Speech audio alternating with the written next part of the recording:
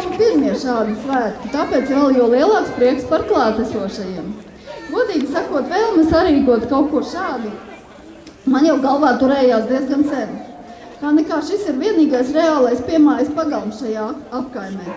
Arī kaimiņi diezgan daudz viens otru jau zina. Ne tikai katrs no savas mājas, bet arī daudzi ir draudzīgi ar kaimiņu māju iedzīvotājiem. Nevelti daudzas sarunas sākas ar mūsu pagalmus vajadzētu uztaisīt, vajadzētu uzbūvēt, vajadzētu ierīkot, vajadzētu iestādīt. Pēdējā laikā gan vairāk nāk klāt un izsaka pateicības par daudz padarīto. Un vispār jau laikam mūsu pagalms tomēr ir pārvērties. Daudz uz labo pusi. Mums ir vislielākais prieks ne tikai par sakārtotu un sakoptu vidi, bet arī par to, ka šai sakārtotajā vidē, kā nezāles ir iznīkuši narkomāni, dzērāji un apdzērušās kompānijas, kas šai pagalmā bija bieži viesi. Vēl būtu labi tikt vaļā no piedzēru